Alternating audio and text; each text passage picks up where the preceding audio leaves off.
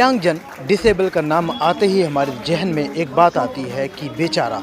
एक तबका है हमारे समाज में जो जिसे इस तरीके से समझा जाता है कि वो बेबस हैं, बेचारे हैं, क्योंकि उनका शरीर का कोई ना कोई अंग अभिंग है। लेकिन मैं बता दूं कि ये डिसेबल दिव्यांगजन आज किस मुकाम पर हैं, क्या कर रहे हैं। फरीदाबाद में इसका जीता जागता उदाहरण दिव्यांगजनों के लिए और दिव्यांगजनों के अलावा भी जो सक्षम लोग हैं उनके लिए भी कहीं ना कहीं एक मैसेज है।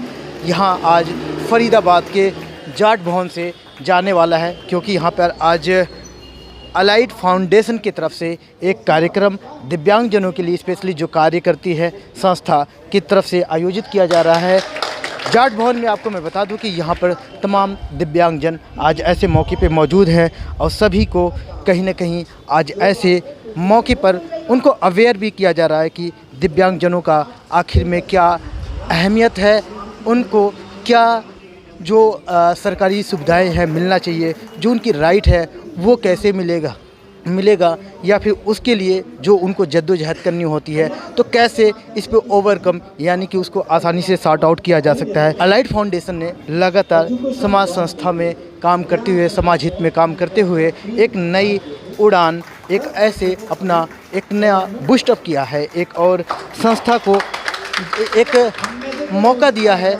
नई संस्था को ओरिजिन किया है। तो ये दोनों संस्थाएं एक कोलैबोरेशन के साथ में एक कार्य कर रही है।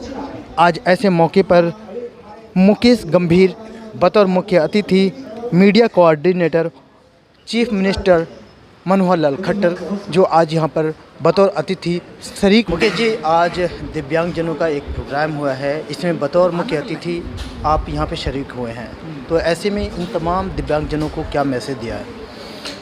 मेरा एक ही मैसेज है कि अपने आप को कमज़ोर समझने की ज़रूरत नहीं है। आप भगवान की विशेष कीर्ति हैं, आपको भगवान ने विशेष काम के लिए ही यहाँ भेजा है, तो आप विशेष काम ही करिए। आज पूरी दुनिया को दिव्यांग भाइयों ने करके दिखाया। अब करने वाली चीज़ नहीं रही है कि कब होगा कब होगा, अब दिव्यांगों ने दिखा दिया है कि हम सब कुछ कर सकते हैं। आज पैरालंपिक में 1968 से लेकर आज 2020 तक सिर्फ 12 मेडल आए थे, आज 21 में 19 मेडल आए हैं। वो अपने आप में अद्वितीय उदाहरण है कि अब करने की बारी नहीं है, कौन क्या करेगा वो छोड़ दीजिए, अब करने की श्रेष्ठता की बारी है। और मैं बहुत स्पष्ट रूप से कहता हूँ कि माहौल माननीय प्रधानमंत्री श्री नरेंद्र मोदी जी और मुख्यमंत्री श्री मनोहर लाल जी के माध्यम से एक बहुत अच्छा माहौल दिव्यांगों के प्रति बना है। हमारी सोच दिव्यांग हितैषी है। हम बहुत तरह के कार्यक्रम उनके उत्थान, रोजगार, इन सब को लेकर हम चला रहे हैं। कुल मिला के आज का उद्देश्य सिर्फ यही है कि हम सबको कुछ अपना अपना कर्म ठीक ठाक से करते रहना चाहिए, इतना ही मेरा कहना है। मीडिया कोऑर्डिनेटर की जिम्मेदारी आप पे है और कुछ मैसेज भी अगर ये कन्वे करते हैं तो उसको कैसे आप पहुंचाएंगे?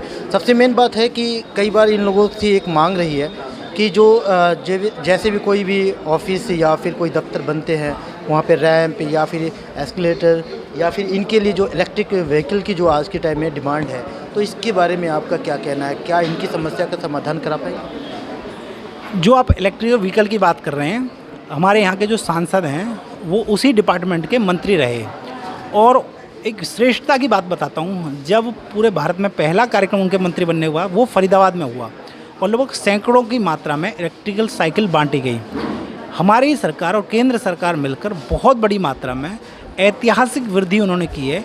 और हर दिव्यांग को इस तरह के जो उनकी क्राइटेरिया है, देखिए क्राइटेरिया तो पक्का होगा, जो क्राइटेरिया उसको यदि फुलफ़िल करता है तो निश्चित रूप से उसको ट्राईसाइकिल मिलती है। जो मैं सिर्फ ट्राईसाइकिल नहीं कहूँगा, जो योजना वो चाहता है उसको वो बनाएंगे। एज ए मीडिया कोऑर्डिनेटर मुझे जो जानकारी मिलती है, जब भी मिलती है, मैं उस पर कार्रवाई करने का पूरा प्रयास करता हूँ प्रशासन के मिलकर, और हम जो बेटर कर सकते हैं मैं करूँगा। एक बात ये भी है, जैसे कि आपने बताया कि कृष्णपाल गुर्जर जी जिम्मेदारी है उन पे और वो निर्वाह कर रहे हैं, लेकिन अभी जस्ट मंच से ये भी आवाज़ उठी है कि कोई भी फंक्शन होता है तो बल्लभगढ़ आउटर एरिया में होता है, पर यहाँ भी मांग हो रही है कि कुछ ऐसे फंक्शन हो जो यहाँ के दिव्यांगजन हैं जो उसमें ईजिली पार्टिसिपेट कर पाएँ, तो इसको कैसे आप उठाएंगे? नहीं, जो आपका प्रश्न है तो मुझे वाजिब नहीं लग रहा है कि बल्लभगढ़ में होते हैं या फरीदाबाद में होते हैं। जहाँ बुलाया जाएगा सब जाएंगे, ऐसा नहीं है कि भाई जाने में कोई कोताही कर रहा है। और मैंने तो सीधा कहा कि जितनी योजनाएं 2014 के बाद इम्प्लीमेंट हुई हैं, क्रियान्वित हुई हैं, वो किसी भी सरकार में नहीं हुई है। अलाइड फाउंडेशन काम क्या करती है और किस तरीके का वर्क है इसका? सर वैसे एजुकेशन और हेल्थ केयर को लेके स्टार्टअप था हमारा, तो वैसे तो ऐसा कुछ है नहीं, मगर हमें तो सिर्फ ये दिखाई देता है कि जहाँ ज़रूरत हो वहाँ हम पहुँचें और अलाइड फाउंडेशन वहाँ मौजूद हो, चाहे वो किसी भी रूप में हो, चाहे वो किसी भी चीज़ में हो। क्या नाम है जी आपका? मेरा नाम मोहम्मद असलम है सर। असलम जी, मुझे लग रहा है कि कार्यक्रम जब से स्टार्ट हुआ एक हष्ट-पुष्ट बंदा भी एक बार के लिए अपना तलाश लेता है जगह कि कहाँ बैठना है, पर सुबह से लेके अभी तक आप बैठे नहीं बल्कि लगे रहे। तो किस तरीके से ये जज्बा आई आपके अंदर? ये जज्बा अपने साथियों को देख कर के आता है। जब कहीं रास्ते में जाते हैं, रास्ते में जा कर के हम देखते हैं कि हमारे कुछ साथी ऐसी दयनीय स्थिति में है, ठीक है, तो उनको देख कर के लगता है यार मैं तो बहुत ठीक हूँ। हालांकि मेरे दोनों पैर, एक हाथ ख़राब है, कमर भी ख़राब है, लेकिन मेरे अंदर ये होता है कि मेरे माँ बाप ने मुझे संस्कार ऐसे दिए, एक हिम्मत दी। और सबसे बड़ी बात, आज जो मुख्य अतिथि हैं, हमारे चीफ गेस्ट हैं, ये हमारे गुरु हैं। मुकेश वशिष्ठ जी हमारे गुरु हैं और प्रेरणा स्रोत है। हमेशा जब भी इन्होंने कुछ ऐसी बातें हमें सिखाई, हम 5 साल हम लोगों ने एक साथ काम किया विद्यार्थी परिषद में, और ये विद्यार्थी विभाग प्रमुख थे और मैं उस समय महानगर उपाध्यक्ष था। तो इनकी कुछ चीज़ों को देख करके इन्होंने सहारा नहीं दिया, लेकिन शिक्षा ऐसी दे दी कि उस शिक्षा ने मुझे प्रेरित कर दिया कि भाई मैं कुछ ऐसा करूं। और यही कारण है कि मेरे लिए कुछ भी इम्पॉसिबल नहीं है। मेरा नाम रईस है और मैं इस नई उड़ान संस्था में वाइस प्रेसिडेंट के रूप में कार्यरत मनोनीत होऊंगा। मैं आज सीखा तो यही है कि मैं खुद भी दिव्यांग हूँ और बड़े ही हौसलों से मैंने भी अपनी ग्रेजुएशन कंप्लीट की है, डिप्लोमा किया है। आज वर्किंग हूँ, सरल सेंटर चला रहा हूँ, एक जगह जॉब भी है मेरी, और आज इस संस्था में जुड़ा हूँ। तो ये सोचकर जुड़ा हूँ कि कहीं भी रुकना नहीं है, कहीं भी ऐसा भी कोई विराम नहीं लगाना। अपने जो भी साथी हैं, बहुत से लोग हैं जो आगे आना तो छोड़िए, अगर हम किसी को बुलाते हैं तो ये सीधा ये पूछते हैं हमारे आने का बेनिफिट क्या है। इसको मिथ को तोड़ते हुए हमने जो नई उड़ान है, इसमें अधिकतर जो साथी हैं वो हमारे, अधिकतर क्या, मैं सभी साथी कह रहा हूँ, सभी जो साथी हैं मेरे वो दिव्यांग हैं नई उड़ान में। तो उनको अग्रिम श्रेणी में लाया है ताकि वो एक प्रेरणा स्रोत बने हमारे समाज का और हमारे राष्ट्र का। नाम है वंदना। क्या डेजिग्नेशन है इस संस्था में? As a volunteer. वॉलेंटियर के तौर पे इन तमाम डिसेबल, वैसे जो आप ही की स्पीच में सुन रहा था, लेकिन आपने कहा कि एबल्ड, डिसेबल्ड नहीं। आपकी इस हौसले से कितना इम्पैक्ट पड़ने वाला है? सर मेरे ख्याल से अगर सब ने सुना होगा तो मे बी हमारी कोशिश है कि 100% इम्पैक्ट पड़े, और ये पढ़ना ज़रूरी भी है क्योंकि आज की डेट में कोई भी डिसेबल्ड नहीं है। सबके पास या हर एक व्यक्ति के अंदर कोई ना कोई ऐसी खूबी है, सिर्फ हमें उसको निकालने की कोशिश करनी है। तो हमारा यही प्रयास है अलाइड फाउंडेशन का कि अब ऐसे ही वर्ग को, ऐसे ही समाज को आगे बढ़ाया जाए जिसमें छोटे से लेके बड़ा और बड़े से लेके इवन महिलाओं तक भी ये चीज़ पहुँचे। प्रधान जी, जाट संस्था में आज दिव्यांगजनों के कार्यक्रम का एक आयोजन हो रहा है, और मुझे लगता है कि आप जैसे लोग जब आगे बढ़ के ऐसे मंच प्रोवाइड कराते हैं तो वाकई में जो ज़रूरतमंद हैं उनको भी कहीं ना कहीं ये एहसास होता है कि हमारे साथ सक्षम लोग भी हैं। तो कैसे ऐसे प्लान बना कि हमें इन लोगों को खुला मंच देना चाहिए? जिस चीज़ के, इस चीज़ खुले मंच के अधिकारी हैं, जिसको मदद की ज़रूरत है उसको मदद मिलना ही चाहिए।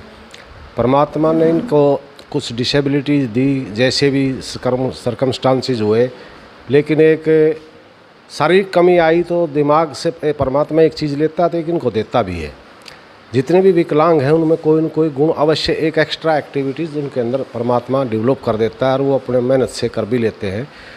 तो कोई शारीरिक अक्षमता है उनको हमें मदद करनी चाहिए, क्योंकि उनके लिए तो अब मान लिया स्टेप चढ़ना है तो नहीं हो पाता। कई जगह जिनके डिसेबिलिटी है, जिन्होंने कहा जी हमें प्रोग्राम करना है, आप संस्था की जगह दे दो हमें। उन्होंने कहा जी आप बताओ बुकिंग अमाउंट बताओ। मैंने कहा भाई इस काम के लिए कोई बुकिंग अमाउंट नहीं, ये हमारा भी फर्ज है कि हम समाज सेवा के लिए बैठे हैं, हमारी भी सामाजिक संस्था है, हम आपको जो भी फैसिलिटी चाहिएगी वो प्रोवाइड करवा के देंगे। जगह की, कुर्सी की, चाय पानी का, जो भी आपको रिक्वायरमेंट होगी, जो और मदद चाहिएगी वो भी करेंगे। आगे के लिए भी आपके लिए हमारे दरवाजे खुले हैं। जब भी कोई भी सेमिनार करना है, कोई भी फंक्शन करना है तो हम सदैव तत्पर रहेंगे आपके की मदद करने के लिए। देश दुनिया की हर लेटेस्ट खबर देखने के लिए सब्सक्राइब करें हमारे चैनल PNN को और साथ ही बेल आइकन दबाना ना भूलें।